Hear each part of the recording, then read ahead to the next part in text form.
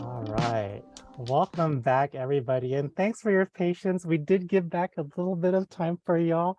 Hopefully you were able to get that rest, that stretch in, grab that water, use the restroom if you needed to.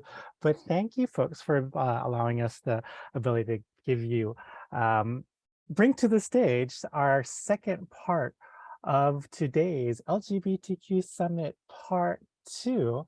We're going to be introducing to y'all our panel on LGBTQ plus barriers to access. So with us today, we have a very, very wide array of local LGBTQ plus organizations, activists, community members that we're going to discuss a little bit about some of the LGBTQ plus barriers to access. So I want to bring first to the stage Anjali Rimi from Paravar. We also are joined with Araxai Cisneros from the Gender Health Center, Thomas Kingery from Avenidas, Irene Ban from QT Viet Cafe, and Total Nguyen from SJSU Queer API. Everybody give it up for our lovely live panel on LGBTQ plus barriers to access. All right, y'all. Thank you folks for being able to join us today. I'm gonna go ahead and stop sharing my screen right over here because I wanna see your lovely faces as we talk. But rather than doing I know y'all love it when I do introductions, but rather than doing that, I just wanna learn a little bit about the work that each and every one do, and your pronouns and the organizations you represent. We'll go ahead and get started with yourself, Anjali. Hello, everyone. Good afternoon. Thank you, Sarah, and everyone for including me. I'm Anjali Rimi. My pronouns are she, her, and they, them. I'm with Parivar Bay Area. We focus on transgender, intersectional unity, immigrant equity, healthcare, access, and very aptly the topic of this conversation, and making sure that we have social equity built in, especially through economic justice. I am a proud South Asian transgender Kinnor woman, also an immigrant, and very glad to be here. Thank you. Thanks, Anjali. Let me pass it off to Thomas. And Thomas, you're on mute. There we go. Sorry about that, folks. Oh, no. Good afternoon, everybody. My name is Thomas Kingery, and I'm the program manager for the Avenidas Rainbow Collective, which is a program that focuses on enriching the lives and well-being of LGBTQ older adults in the area. Thank you. Thanks, Thomas. And next we'll bring up Irene to the stage. Hi, everyone. Thanks for having me here. My name's Irene. I go by they, them pronouns.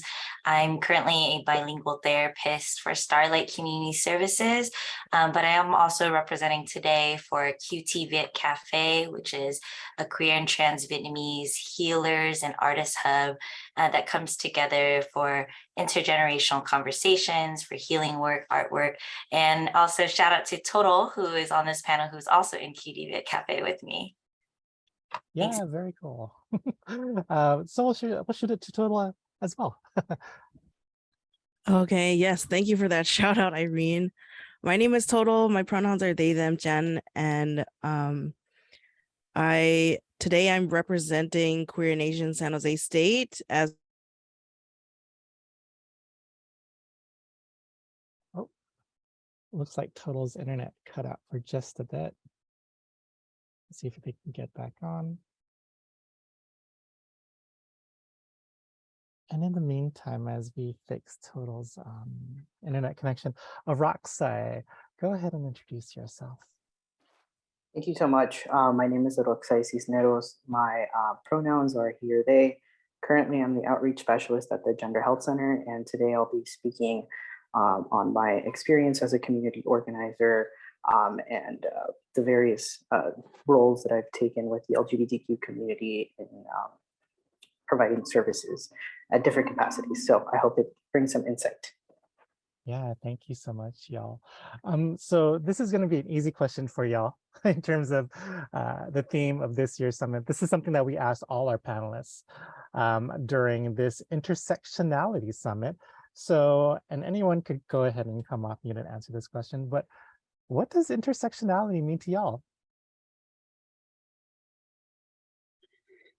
You know, Anjali here again, intersectionality ideally should be what's most celebrated in an individual because it's beautiful, it's unique, and it's so fragile.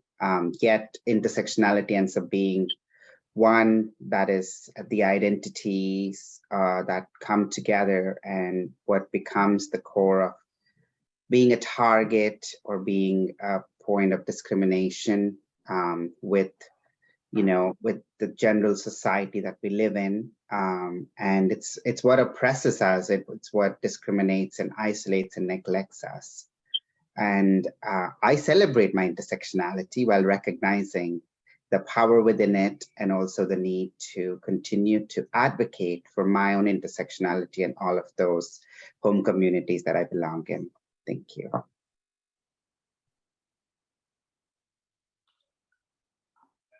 I completely agree in that intersectionality should be something that is celebrated and I feel is something that's beautiful because it creates a unique experience for different individuals.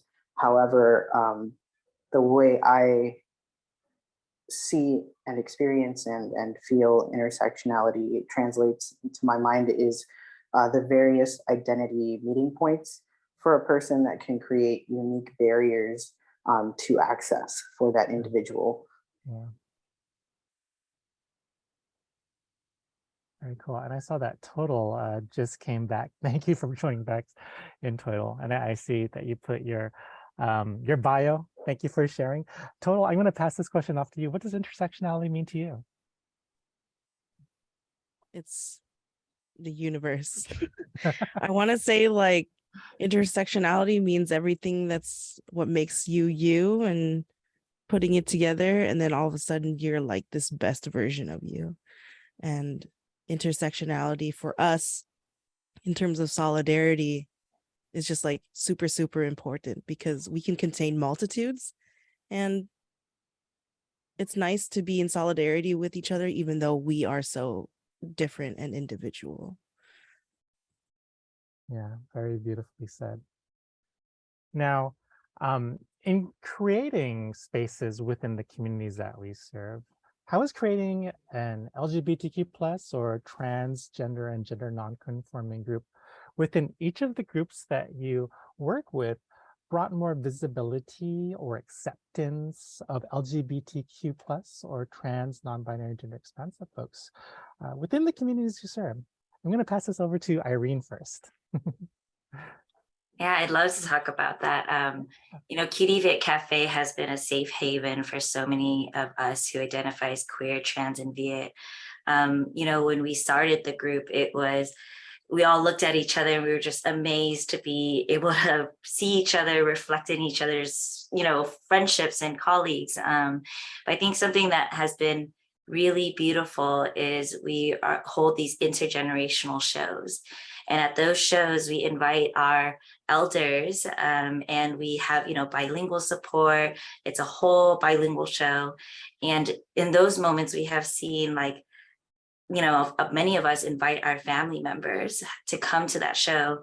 And by doing that and seeing other Viet family members who are practicing or trying to accept us for who we were, it definitely shifted a lot of things for our family members that came. I think it broke a taboo around being able to accept their queer and trans young people, their youth, right, their children. So I think that's a really big thing. And I've been so lucky to see in my work as a therapist, seeing parents who have become more accepting because of that visibility, either through media, through social media, like researching things on the internet, and just asking me like, it's okay, right? I read online that it's okay. And they read it in Vietnamese, So just, I think there's that hub or that space, that visibility has created intergenerational conversations and more visibility that has been really beautiful. Yeah, thanks. And Thomas, I know you serve with Avenidas, the LGBTQ older adult population. How is creating an LGBTQ plus specific program at your how does that help with visibility within the older adult community here in the South Bay?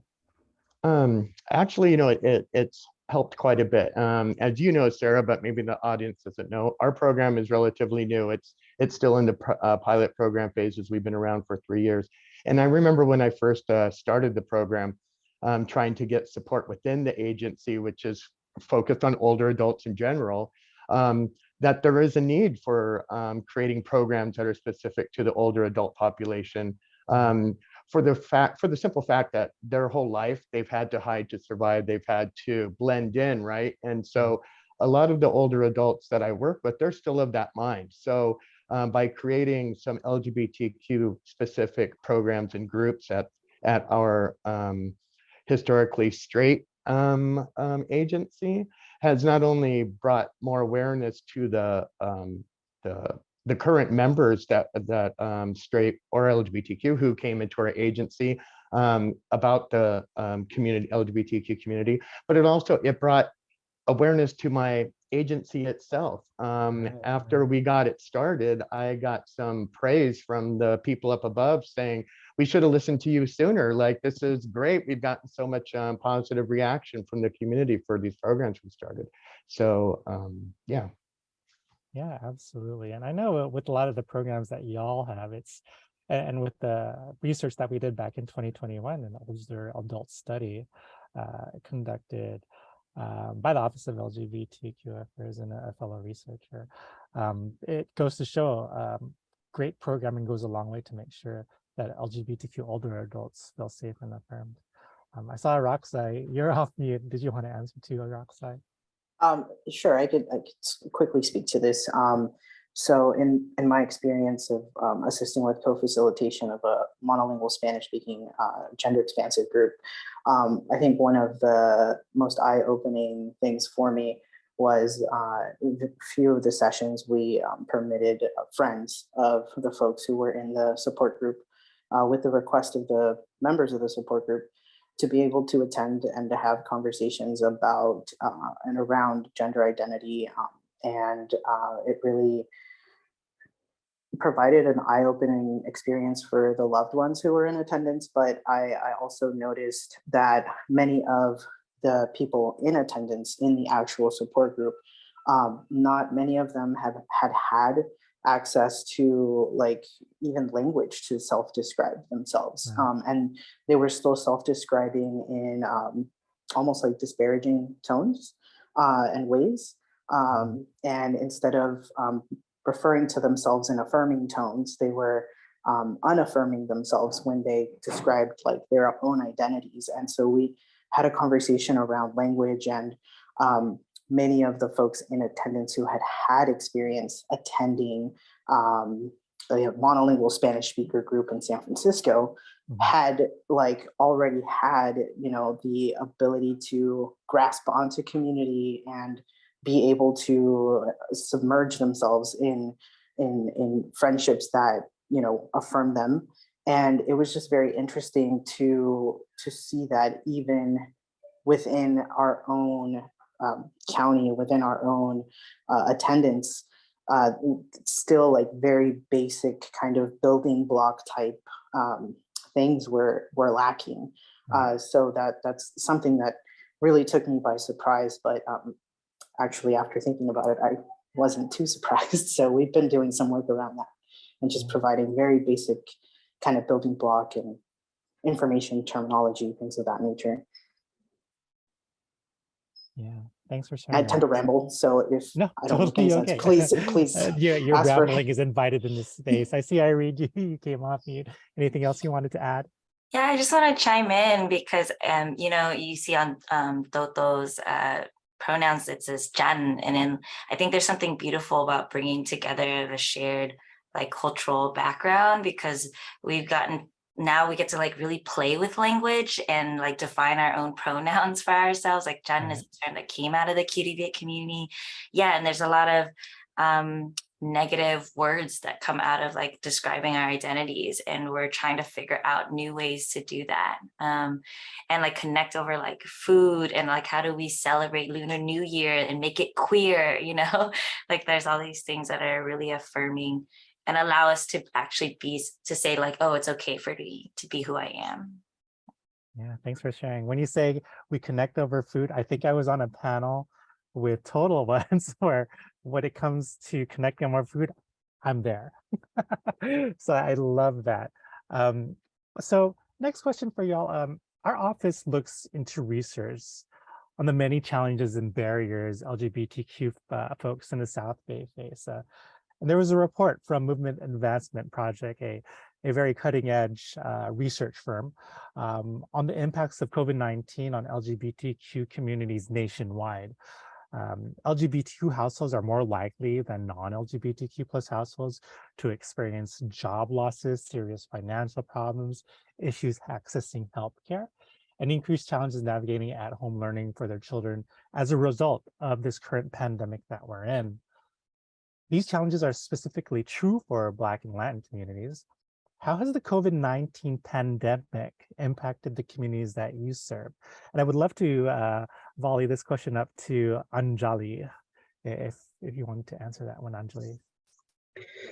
First of all, I want to say I'm amazed by the panel, and thank you for letting me be part of the space. I consider myself a bit of an older trans person. I didn't realize the pandemic would have such an impact on us. You know, Parivar very sheepishly and very innocently went into creating a coalition, the SFLGBTQ COVID Relief Coalition, thinking that will just aid organizations. But, you know, the disparity that transgender folks, LGBTQ folks faced, and we saw, and then we put out a survey, and then we saw that 89% of those folks that are impacted were transgender folks, especially of Latinx and Black, you know, origin. It was just very heartbreaking. And I think it's needless to say that when we don't have equity built, when we have a pandemic or crises, the one that is going to get marginalized is the ones whose voices were not heard in normal situations, And so, you know, but when we saw that worldwide, whether that was Parivar in Guyana or Parivar in Pakistan or in India, we saw that the pandemic really snuffed out a lot of lives that were on the margins. And you then layer on what your previous question was around intersectional burdens. It just was far worse when you talk about the trans elders who needed their medications and there was nobody to deliver it. And when you layer on those that are from further oppressed identities of caste, religion, class, and economic status, and it's heartbreaking, but as people that are part of this community, you know, that's when our community's beauty and the resilience and the strength also comes through, because that what happened at Parivar was only possible because there were hundreds of transgender leaders who put their lives on the front lines, and some of them we lost, and made sure that their communities were safe and protected. Thank you. Thanks, Anjali. And I saw Roxy come off of mute for a second. Roxy, did you want to answer that as well? Totally. I could speak a bit to that. So one of the things I notice is that many of the folks that I work with are monolingual Spanish speakers, and in being a monolingual speaker of anything that's not English while living in a country that's primarily English speaking will lead to barriers of access with like the type of work you're able to do, where many times folks have to rely on their bodies to be able to make money. So working service jobs, working in the restaurant business or in hotels, and using their body to be able to make them money. But if those are jobs that are not being utilized because everything is shut down around around them, then there was no ability to make money, which was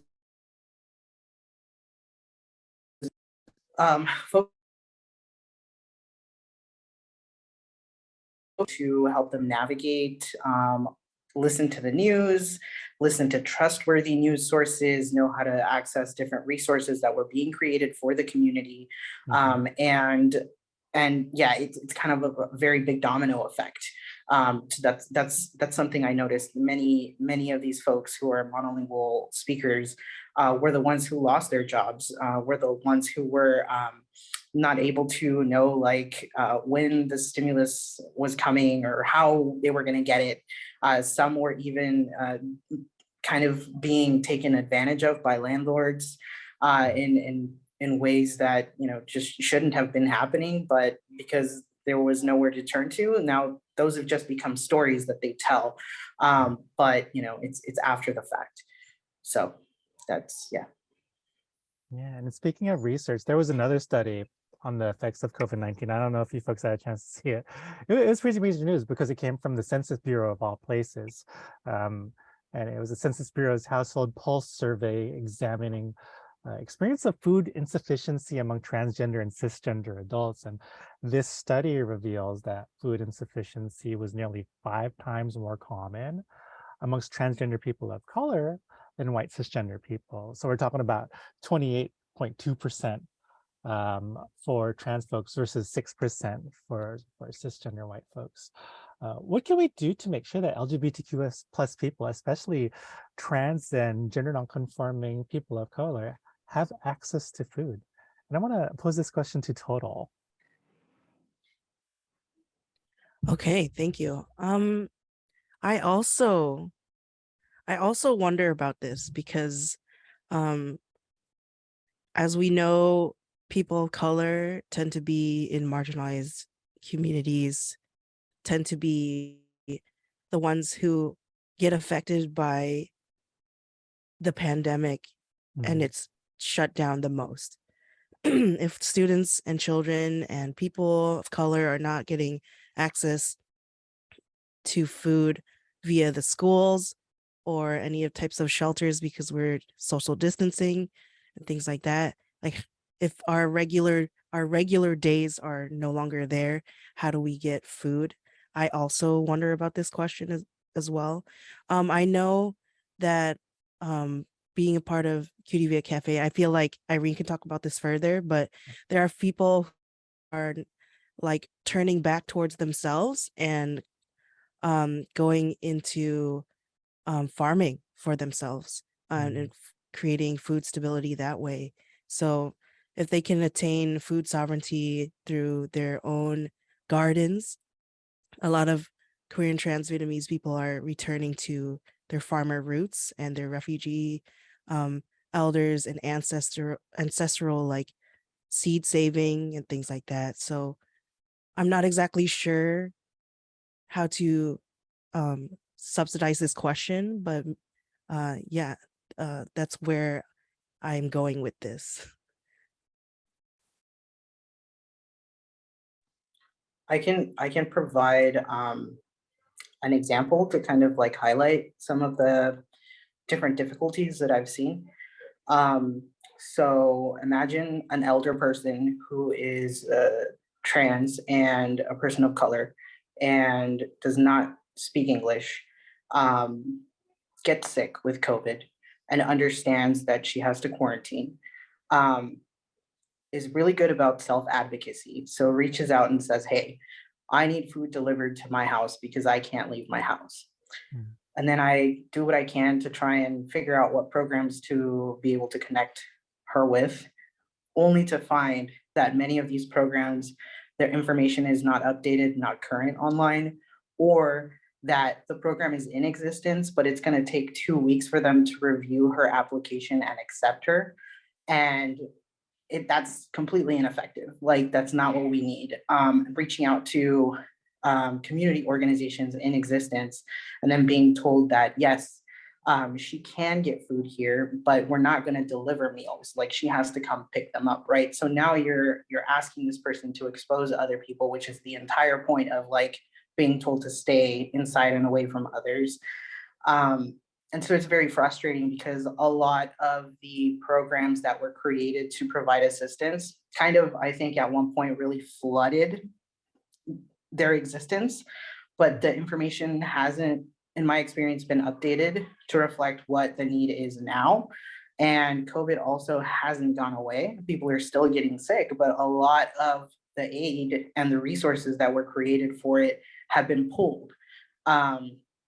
And a lot of the other resources that exist still ask for folks to come out and like help themselves. So it's not effective to ask an older person who can't speak English to, yeah, you're sick, stay indoors, but also you don't have family members or support system, and no, we're not going to bring you anything because nothing exists. And yeah, the thing that does exist, it's going to take 2 weeks for us to get to you. Like, she's going to start. Like, what is that? What is that? That's trash. Yeah. I feel what you're saying, Araksai. Speaking of LGBTQ older adults, and this goes back to the 2021 report our office conducted on health and wellness and the status of LGBTQ older adults in the South Bay by Karen Goldston.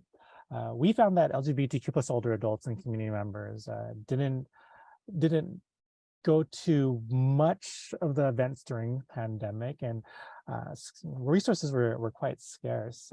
This included social groups and activities, safe walking spaces, support with technology, medication support, support finding a pharmacy, and access to movies or even entertainment. I'm going to pose this question to Thomas as someone that works with Avenidas. What are some things we could do to build upon the social support and resources for LGBTQ plus older adult community members, especially folks of intersecting identities? Well, I think the first thing we could do is see them. I think LGBTQ, well, older adults in general, but specifically LGBTQ older adults are not seen. So a lot of programs and resources that are out there do not target them with their information, which is unfortunate. And that goes with the, like in senior centers and other community centers. Oftentimes, older adults, they stay inside. They don't, well, obviously because of the pandemic, but in general terms, they'll isolate because they don't feel that they're welcome in the community, because they've been told they're not welcome in the community their whole entire life. It's only been up until very recently, in the last decade or two, that LGBTQ rights and equality have improved in leaps and bounds, but we still have a lot ways to go. But I think what we could do is, like I said, we can make an effort. All these organizations and community centers, whatever, can make an effort to not only see the LGBTQ older adults, but to go above and beyond to make sure that those LGBTQ older adults see them too as a welcoming and affirming place to be or to engage with. Oftentimes when I try and do some advocacy for LGBTQ older adults at various locations, assisted living facilities or senior centers or whatever, I'll be, well, let's put up some rainbow flags, some obvious visual affirming things for people to see right away that they're welcome. And people have a pushback. Well, of course they're welcome. Everybody's welcome. You know, it's just in America, we don't discriminate against LGBTQ people. We're accepting to them. Yeah, but older adults don't know that. They've been told they weren't for so long, for their whole entire life. So there's a duty, I think, that other LGBTQ agencies and non-LGBTQ agencies to go above and beyond to make sure that these older adults know that they're welcome, that they're valued in the community. So I think that would be the first of, and you know what, I have to say, that goes to say for within the LGBTQ community as well. I praise Irene very much in how she was saying how she does a lot of intergenerational things with her program. That warms my heart. I think that the LGBTQ community is now more in the mainstream. It's more, we're building our culture. And I think that we have a unique opportunity right now to build a culture that emulates many Asian cultures that respect their elders, that really hold their elders on high, right? I think that that's sort of missing in the LGBTQ community. We oftentimes forget about the elders. Point in fact, the Santa Clara, the Silicon Valley Pride parade. I feel at those pride parades, there should be a specific contingent for the LGBTQ elders who started this whole movement, who started the whole pride thing, right? So that's what we could do to make LGBTQ older adults feel more included and get greater access to resources. Thank you in so my much, opinion. Thomas. Yeah, thank you so much. I just want to uplift that Irene uses they, them pronouns, but thank you so much, Thomas. This next question goes to Irene, and I do have a question on language accessibility since we were talking about it. As y'all know, being local advocates and working for local organizations, the South Bay has a very diverse population. And we encounter many intersectional identities, some of which come from traditional conservative backgrounds, where being LGBTQ is not respected or accepted. Any tips on educating those that might be resistant or closed-minded to including LGBTQ people? How about tips for LGBTQ people who have been excluded just for being LGBTQ? Such a big question. I think, it's like slow moving work, right? It's the moving work of getting people to become more accepting. In my work as a therapist and seeing parents who have a hard time struggling with and as monolingual Vietnamese folks, and that come from conservative backgrounds, or frankly have seen or thought that being LGBTQ is a white people thing, right? Like this doesn't happen in Vietnam. This is like that was my experience, right? It's a white liberal thing. So it's the visibility that we need to increase visibility that there are folks that look like us that are LGBTQ, the resources, the materials that get put out. I know it's scary to put ourselves out there, and for the folks that can, we should, right? I also think that at least when working with parents, there's a level of grief for the parents around what their children were, what they thought they were supposed to be.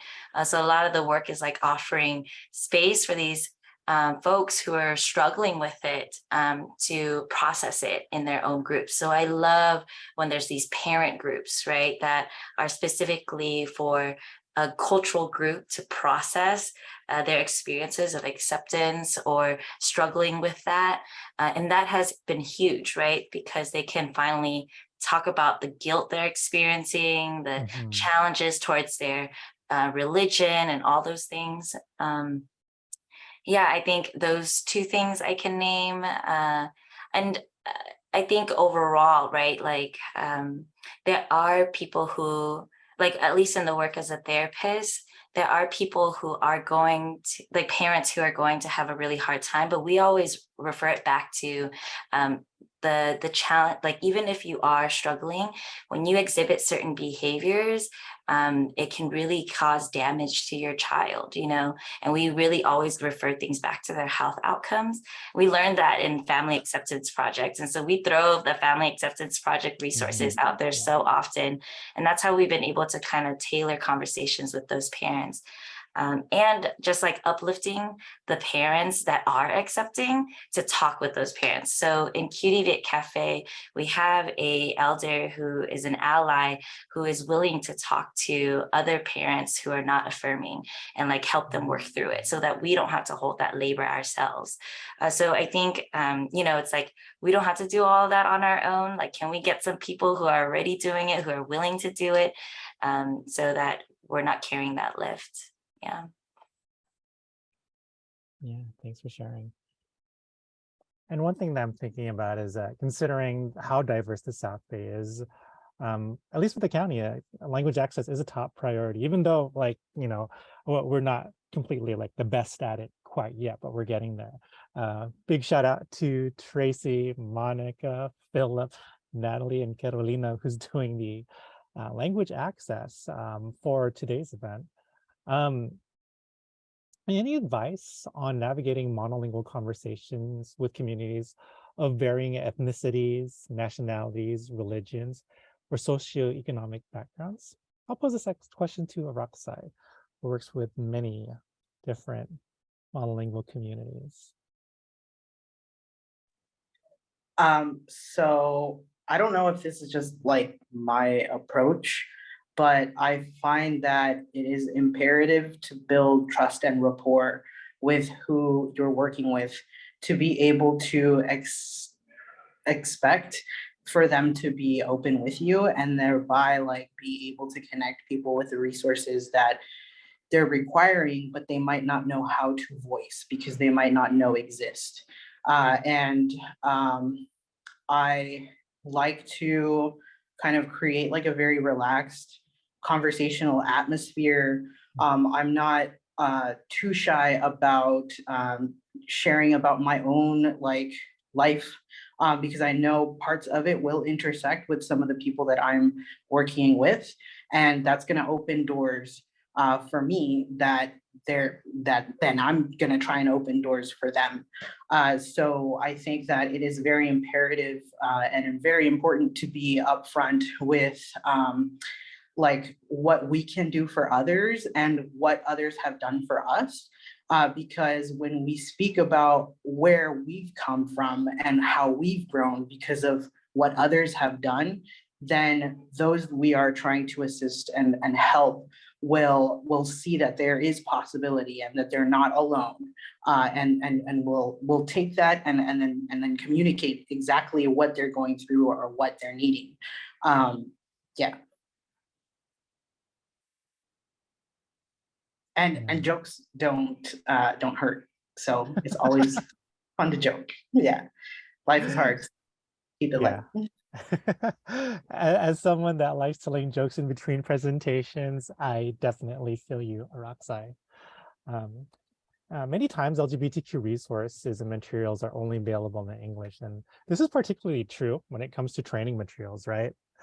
We see so many diversity, equity, and inclusion trainings related that do their best to address the systemic challenges and barriers that LGBTQ folks face.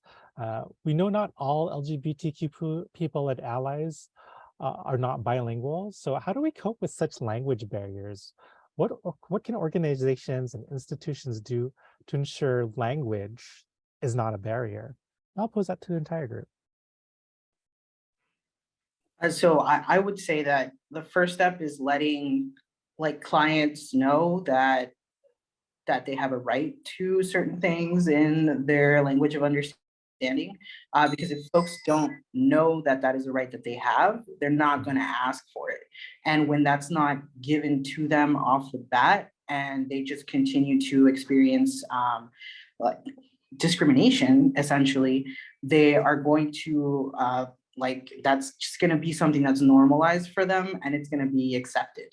And so like part of what I want to do is always communicate to folks that in certain settings, like the medical setting, you are absolutely entitled to receive services in the language you understand. And you are not to be told, we don't have translation, we don't have interpretation, I'm gonna speak to you in English only, or just because they see that maybe you understand some English, that's like the default go-to. No, you as the person, the patient, the client, you get to say what you want things in. That's your power, your control.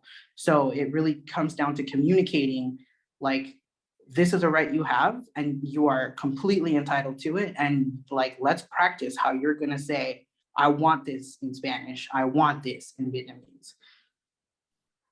Love it. I'm just so glad you're on this panel, Edoxai. Like it means a lot. I agree. There's I wish there's been so many times where I've seen paperwork being seen as an afterthought in terms of translation, and so many people who are given papers to sign off on that they have no idea what is on there, and that's just really not okay. Or like being, the idea of sending folks to a org, like a referral, only to find out they call and there's no one to talk to them in that language, right? And so we're like setting up folks for like failure. We're like making it, we're contributing to the barriers when we do that. And my hope, my dream, right, is that we as organizations make language justice central to programming, to budget conversations, that that bilingual and monolingual staff are recruited, right? So that you have those eyes on all those things. Translators, I know we have like language lines and programs like that, but they work, but they're not always the best either, especially when we're talking about relationship building. So, I think that we have to shift it away from being an afterthought to being something completely necessary in every aspect of our work. And I know that's a huge overhaul, but it has to be something that we advocate constantly for. And I also encourage that folks that are not monolingual or bilingual to be also advocating, right? That's part of the allyship of this work, is like, even if you aren't struggling it with yourself, but people, you see this form that came out and it's not in Spanish or Vietnamese or Chinese to say something. Because I think a lot of us who are bilingual are really exhausted from having to do all the work ourselves too, right? So many of those things. And I feel so thankful that Cutie Vit Cafe, when we do programming, we always talk about language justice. Any show we put on, we talk about it really, really early on. So the more that we can do that, and we're not perfect either, but we're trying our best, right, with the resources that we have. But yeah, if we can make that more central. And if I can add to all that great information that everybody just shared, I think that I agree that it needs to be not an afterthought. I think we all know that this is a diverse community, and that we need to, even if we don't have staff that speaks all these languages, we still, okay, well, it's a solution. Then if we don't have staff, what do? Then we hire a translation agency, or we do what we need to do to accommodate as many languages as possible, and that our resources will allow too. That is a factor, right? Resources that you have at your disposal does make what you can do for your population possible. So I just want to agree with the panel. I think that it shouldn't be an afterthought. We all know where we live. We all know that we're in a diverse community, and we all know that everybody needs help sometimes. So we're either here for everybody or we're not, right? So we need to do what we can do to be there. Yeah, thank you so much, Thomas. So it is November, and I love this question that my colleague Lashana amplified in the last panel. So I'm just going to steal it. That's okay. And maybe because I'm hungry, and maybe because I'm thinking about Thanksgiving. There's also an event called Transgiving that's happening in Fremont, so I want to also amplify that. But yeah, and I'll share with y'all, at least with the panelists, that event that's coming up. It's a Transgiving gala. But it's November, and that means that many people are going to be going home for the holidays, right? And it means having to deal with that dreaded holiday dinner conversation, if there is a dinner conversation to be had. I, for one, am guilty of sacrificing getting misgendered or dead name just to eat lechon and adobo and pancit and like really, really good food, right? But do y'all have any recommendations on having productive conversation about your own self-agency, or maybe even LGBTQ equity, even what's going on with anti-trans legislation with friends or family members? Should this come up as a topic of conversation during the holiday season? And I want to start off with Total, if that's okay. But everyone's invited to answer this question, because I just want to hear about the food that y'all eat and your plans for Thanksgiving, to be quite honest. That's so funny. Yes, I'm very food motivated, as we all are. I think this is fun. This is a fun question because I'm also a part of this entity, this enigma of a thing that's called Buang Tin Viet, which is like a Vietnamese, it's a meal, it's a monthly group gathering of people who speak Vietnamese and share a meal. So depending on where you are, it's very regional, it's local. People can create their own little groups, like in LA, New York, Boston area, the Bay Area. So we have that kind of thing for Vietnamese folks, just to like create like Friendsgiving, friends, holiday, mealtime, also practicing language development and language access, and just like practicing among ourselves without that judgment of like your parents being like, why are you speaking Vietnamese so funny? And maybe it's hard to talk about your identities in Vietnamese with monolingual speaking parents or elders. So we have that, we've had that established for a while. But again, it's really difficult to talk to elders in Vietnamese because of what Irene had said earlier. It's seen as an othering thing. It's not a Vietnamese thing. It's not true to Vietnamese people. It's not true to Vietnamese culture. So they're going to deny, deny, deny. So I feel like having this holiday season coming up, there are ways to have friends come together. You were talking about Thanksgiving. That's really cool. I feel like just creating spaces for ourselves and our allies to come together and eat together would be so enriching and fulfilling, because yeah, like a lot of LGBT people, youth tend to be disowned from their families, kicked out. So anything that we can provide as a community would be really great. Yeah.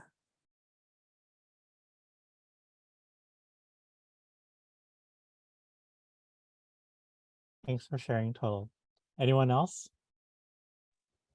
Well, Okay. I guess I'd like to speak on that a little bit. Yeah. You know, provided that you're not disowned from your family and that you do have something of a relationship with your family, and you do intend on coming together for the holidays, I think it's important to, I think you know your relatives, you know the ones that are going to might have some uncomfortable things to say, whether they're respectful or not, that's another matter, but they might have some uncomfortable topics to discuss at dinner. I think it's important to know, to be prepared for those conversations, and maybe go into dinner with an ally. I'm sure, hopefully you have other family members who are going to be there that who are willing to advocate for you at the table if things get a little dicey.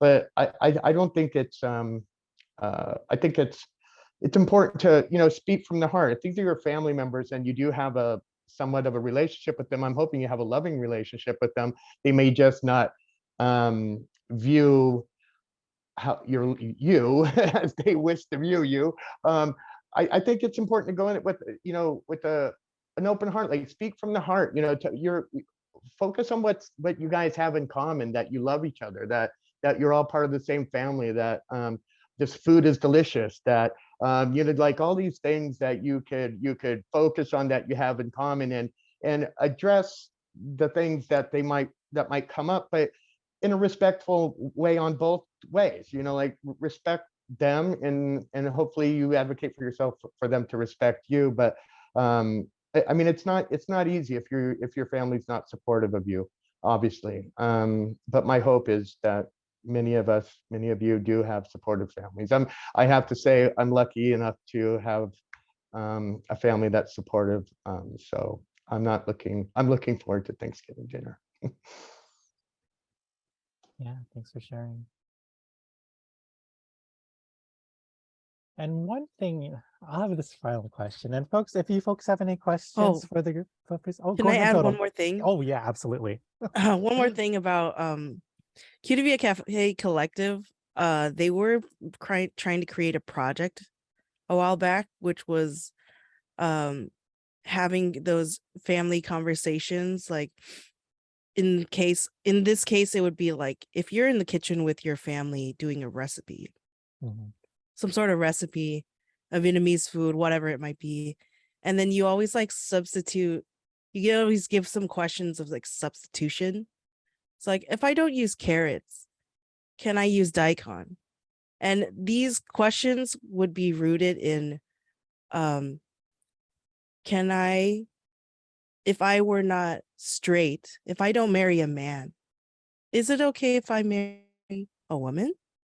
And having those like substitute questions in the case of recipes and cooking would be like a way for you to have that like introductory level conversations with your parents or whoever that might feel like they're being challenged if you question them right out, like, what if I marry not someone you were expecting?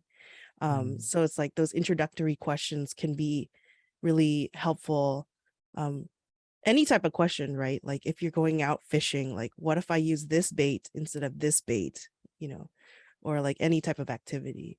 So those are some things that could be launched by any language, right? So there you go. Yeah, thanks for sharing, Total. So a final question for the group.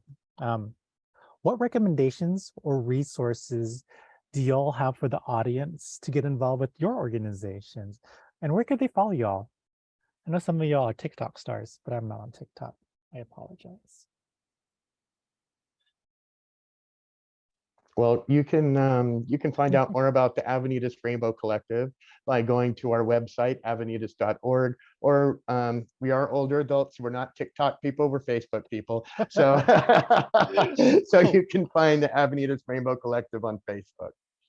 Yeah, I think that could be a next class for the Avenidas Collective though, right? How to be TikTok famous? Who knows? How about y'all, Irene, Total, and Araxai? What recommendations or resources do you have to get the audience involved with your organization? Currently the Gender Health Center has a website. If you Google Gender Health Center Santa Clara County, the website will come up. It is currently a little outdated, but all the contact information is still the same in terms of connecting with the clinic. And we are working on some social media, but for now, we don't have social media. So not even Facebook. I just popped in our website and our Instagram. Those are probably our top two ways. And you can also email there too. But yeah, there's tons of content that we put out. We have YouTube videos of our past performances. You can definitely reach out to us. There's tons of program. We have like a QT Viet Sangha right now so that folks can come together for mindfulness practice. We have a Viet Lingo, which is coming together to practice speaking language. We have a Discord. So various different programs. And we generally have like a showcase or an event every 3 months or so, usually around Lunar New Year and the August moon harvest. We'll throw down some bomb food and folks are welcome to come and performances. So it's really sweet. So definitely check us out, or if you ever want to reach out to collaborate, you're welcome to as well through those platforms. I'm gonna hold it to that, Irene. Yes. Yeah, awesome. I am total aware. I put down some links. You can follow Lavender Phoenix online, but they also have their Instagram and also Q&A SJ's use Instagram for San Jose students, but also like community folks around the South Bay. So we also included Santa Clara University, De Anza, Foothill, West Valley.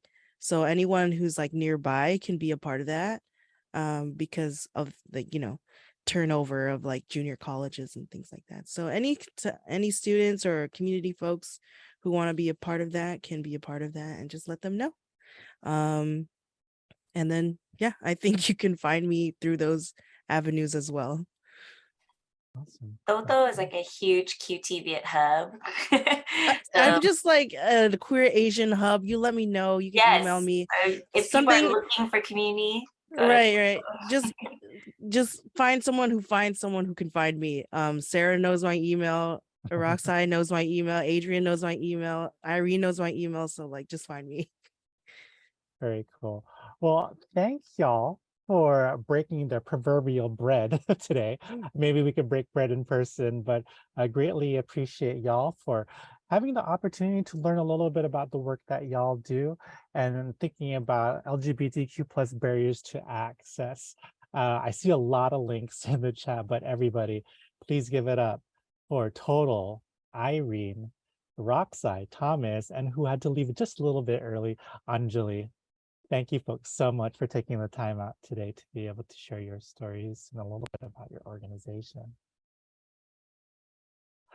All right, folks. Well, we're going to go ahead and go into the interactive portion. We got around 25 minutes left in this summit, and we want to make sure that we make it as interactive as possible. So what we do typically in our summits is that we want to make sure that we get a little bit of feedback from y'all in terms of what resonated with y'all. So we developed this wonderful Mentimeter survey link. What you could do using your phone device, you could go ahead and scan that QR code. You could also visit the Mentimeter website at menti.com and use code 13819165. I'll also have my team members to go ahead and put the Mentimeter chat. Yeah, thank you, Crystal. I see it in the chat. So thank you so much, Crystal. And what we're going to do, and I'm going to pass it off to Crystal, who's going to talk a little bit about some of the reflections that we have for this year's 2022 LGBTQ plus Summit on Intersectionality. I'm going to go ahead and switch screens for you, Crystal. And Crystal, go ahead and take it away. Hello, everyone. Thank you for attending with us. We really, really appreciate your presence here. Thank you to all of the panelists, especially the abortion access and LGBTQ rights and the barriers to access panels. Oh, those were some really, really, really good. That was just some really, really good material. I love it. So people are coming online with the Mentimeter here. I see we have 13 people up. Let's see if everybody in the that's on board now wants to get on. That would be amazing. We really, really want to get your feedback. We really want to get your thoughts and your feelings and just seeing how you think that like everything went. So we're going to be hopping on there in just a second. And the barriers to access, the one that we just had, it really, really hit home, especially regarding like language access. Having worked in COVID testing and prevention, like making sure that we had Spanish speakers on our sites, especially down in South County, and Vietnamese speakers as well. It like was so important to ensuring that people coming through our site were really able to get the best and most up-to-date information that they could. So I see 19, almost 20 people. Let's go ahead and move on to our questions. So as you reflect on all of the summit sessions, what are some of the emotions that you are feeling right now? So what are those emotions? I know with the abortion rights one, it's really inspiring to have some, like, as I see just popping up on screen, such amazing leaders in the field coming on with us and really giving us information on what they have seen as we've moved through it. overwhelmed, thankful, energized, proud. Yes, Bay Area proud. I love that. I love that. Love and trust. Yeah, definitely worried. Like seeing that Dobbs decision, it really put a lot of stress on me, on like knowing like how my nieces, nephews, my nibblings, that like how they would move through life without the possibility of access to like care and services when it comes to reproductive rights. Um, Yeah, what a it, well, I just also want to uplift. I just found that especially with the abortion rights panel, I know I've been in panels with the past panelists, like Total with like Reed with the Rockside, but just sharing space with someone like Anna, I feel like Anna's like my spirit animal, if you could call Anna my spirit animal. Just being able to listen to the lot of the different views on abortion rights. There's a lot of things I haven't considered before. So greatly inspired, as a lot of folks are saying right over here, in terms of some of the things that were said. mhm. Empowered, connected, frustrated, absolutely. Yeah. Yeah, but coming up with Thanksgiving, love, love, love the thankful right down the middle there. Right.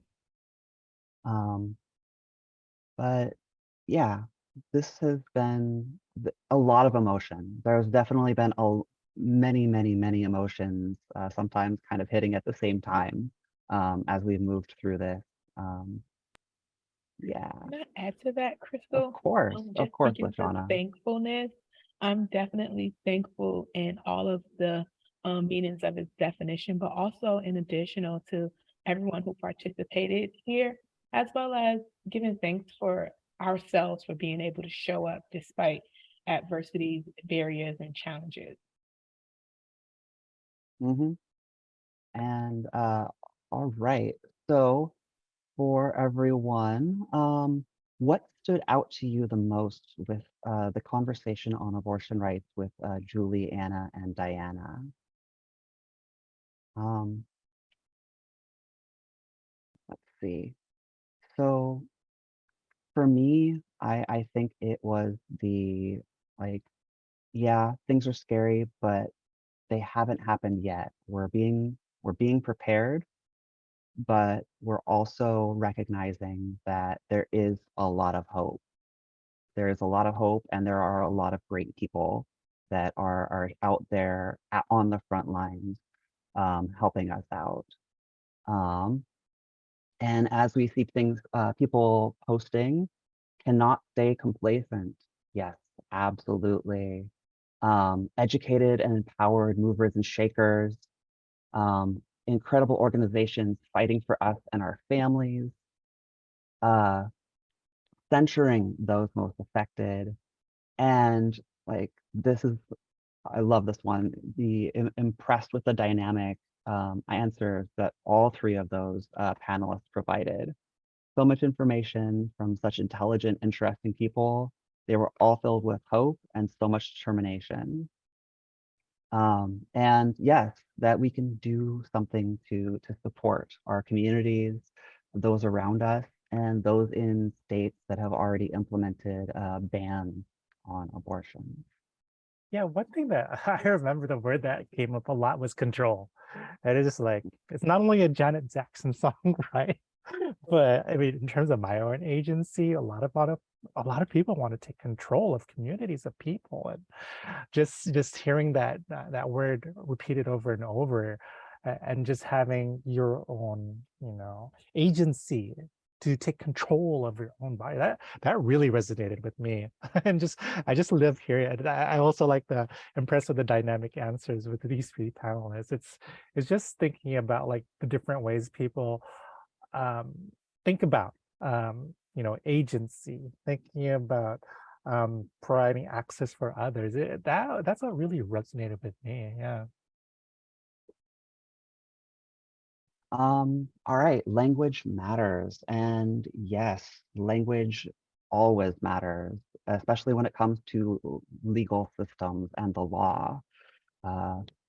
But moving to a broader inclusive terms has to be intentional so as not to take focus away from those most affected. Yes, completely understood there. And dedicated to our future. That, yes, without the dedication to our future and like just pushing ourselves to really move on, we're not able to move forward. So Crystal, before you go on to the next one, I wanted to add to that dedicated to our future statement, because it definitely resonated with me throughout the panel conversation. The panelists showed a lot of selflessness, which brought about to the forefront their dedication to the future of the collective, not just individual interests. So that really resonated with me. thank you, Lashana. And if everybody could start posting, what are some of your takeaways from the conversation with Anjali, Erikai, Erikai, Thomas, Irene, and Total on barriers to access? So the importance of reaching up to LGBTQ elders to let them know it is okay for them to be themselves. Yes. Yes, that is definitely a important thing. Like really finding ways to reach out, not just along like general intersectional, but intergenerational lines, and bringing LGBTQ elders into our forefront across the language spectrum. The pain that these barriers cause and our need to be more conscious. And ooh, I like this one. Barriers are opportunities for connecting with new people and to problem solve. That is Wow. very, very, very salient right Shout out here. to y'all. That Mm-hmm. is, put that on a t-shirt. That's beautiful. Mm-hmm. People need to feel trust and feel that their rights are being heard. Exactly. Agreed. Um, ooh, right down the center. Accessibility cannot be an afterthought. Thank you, thank I you, saw that thank one too. you. That is why we have taken such intentional means to bring as much language access as we possibly could to this intersectionality summit. Because how could we have an intersectionality summit without making it accessible across languages? Things that I had not even considered, like language barriers. Yeah. To be mindful of the privilege that I have and responsibility to extend it when I can. Exactly. Exactly. It is so important to be aware of our privileges and know that our privileges differ like across the board, sometimes from where we live to the languages that we speak to when we came out for those of us who are LGBTQ or when we were growing up. Let's see. Listen with an open heart and ready hands for action. Yes, thank you. And there is a lot of work still to do in order to make systems equitable for all. These barriers still exist and still cause so much pain, frustration, as well as a sense of hopelessness to our marginalized community members. We need to keep advocating. Yeah. Thank you for that. We need the that emoji, the fist emoji. Right. We do definitely need to keep advocating. All right, and here's a throwback one. For those of you who Final one. attended Summit Part 1, any lasting impressions on disability justice with Mia or anti-trans legislation with the youth space? I just have to say, Crystal, I just remember the disability justice panel. Since I was facilitator, that's something that's going to last with me for the rest of my life. I just feel like in terms of especially like transformative justice, that was something where I was just like making sure that I take care of the the pain or trauma that's caused in these little small sections of the community before we tackle big intersecting like problems and things like that. That something I'm going to take with me with my work. So I just wanted to share that. I'm not on Menti, but I thought I'd just share that. I definitely agree with you, Sarah, on that one. Yeah. It kind of caused me to go home and think and maybe journal a little bit. Right. Mm. Maybe maybe no one went to part one. I think what we need to do, y'all, is just make sure that we have the YouTube available soon, which we all, so we're in the process of, y'all. We just wanted to make sure that we get through part 2 of Summit. But I see some people actually went to part 1. All right. Mia changed my life. Transformative justice starts at home in my local community with me. Absolutely. And yes, disability justice is transformative justice. The disability justice panel highlighted how disability and queerness are linked. Mm. Oh yes, definitely. And our county is lucky to have. Oh, thank you. This team. Thank We you. can't do it without y'all. I mean, to be quite honest, Intersectionality Summit and any kind of summit that we do can't happen without the work and the advocacy and the commitment that y'all have when it comes to making sure that all LGBTQ folks here in the South Bay, as well as the nation, are able to live healthy, well and meaningful lives. So really, it's just a pleasure for us to be able to bring this summit event to y'all on this virtual platform. And we do have plans of hopefully coming back soon in person.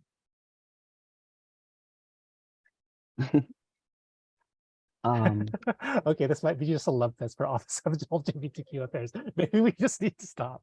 I don't know those sections were going to benefit me. I learned so much. Love it. Yeah. And that's the purpose of the Intersectionality Summit, right? To maybe think about things where we haven't necessarily thought of. And that's why we didn't want to necessarily define what intersectionality is. We gave you a little bit of a preface, but through these 4 different modules, we hope that y'all take away as much as we did in terms of what we could do to make sure that folks of all intersecting identities are safe and affirmed and can thrive here, not just in the South Bay, but around the world. I totally agree with that statement as well, Sarah. We were just hopeful that there would be some takeaways for each individual here that can kind of help you hone into what intersectionality means for you and how it plays a role in your life and your daily interactions. All right. So we have a survey for y'all. So if you want to take out your smartphones right now and catch that, or I am just now putting the survey link in the chat. Please, we want to know how we did. We want to know like what we did well, what we did, we could have done better. We want those pluses, we want those deltas. We want your feedback to know how we can move forward for Summit 2023, because your feedback here, it definitely informs on how we move forward next year. So please, please, please, we need your suggestions. We need your input. We need any sort of feedback that you can provide us to make what we bring to you better, period. Thanks, Crystal. And folks, the summit can't be done without the amazing support, work, and effort from the dedicated LGBTQ Summit Steering Committee. So for all the folks that are within this slide, many of you are within the summit too. I just want to make sure that y'all get the round of applause. So everybody, please give it up for Jack Rhodes, Luis Castillo, Nizreen, Adrian, Brian, Alicia, Omar, Sergeant David Dominguez, Nick Burchard, and not pictured here, Kelly Cavallo, Dan Long, Omar Ventura, Stephen's son, Roxai. Oh, Roxai was on our panel too. Emmett Marsh, Frank Pina, and Patricia Martinez. Folks, when it comes to creating a summit like this, it takes a lot of work and dedication. This is something that takes around a year to plan. So greatly appreciate all the input. The theme of this year's summit was on intersectionality, and it was through the recommendations through this committee that wanted to make sure that we had our summit more timely, more culturally focused, more focused on what's happening today. One thing that we also want to acknowledge is that in terms of our summit and doing better, we want to say thank you. We want to say gracias. I know I'm going to butcher this, but sin kam on. I want to say thank you for the language access unit. So we see him here. If you are listening in on Vietnamese or in Spanish, shout out to Tracy and Philip for the Vietnamese translation. Shout out to Monica and Natalie and Carolina for the Spanish translation, and Javier and Ricardo from the language access team. Y'all, if you have not worked with the language access unit, still fairly new at Santa Clara County. And I know after today, they're going to get a lot of requests for language access. So big up to them. And last but not least, the ASL interpreters. Thank you, Ari, and thank you, Kate, for making the time out to be our ASL interpreters for today. Well, folks, that's LGBTQ Summit 2022. We do have a lot of things coming up in the near future. We do have a town hall to share the results of the LGBTQ, I'm sorry, not the LGBTQ, but the transgender, non-binary, and gender expansive countywide employment survey that's coming up. I believe that date has shifted to December 1st. Not only that, but we also have another secret event, and y'all will get the invite, do not worry. We have actually a hidden part 3 encore of the Intersectionality Summit. Yes, we're working with the folks at TransCanWork in terms of learning a little bit more about intersectionality from the modules and the workshops that they have. So as long as you're looped in, tapped into this summit, you will get the invite for that. That's going down in December. But folks, thank you so much for joining us at this year's LGBTQ Summit 2022. We'll see you at 2023 Summit, hopefully in person, but on the behalf of the County of Santa Clara and the Office of LGBTQ Affairs, we wish you well. Have a great holiday season, and we'll see you at the next town halls and that secret LGBTQ Summit intersectionality event, the TransCanWork. Take care and have a great evening. Bye.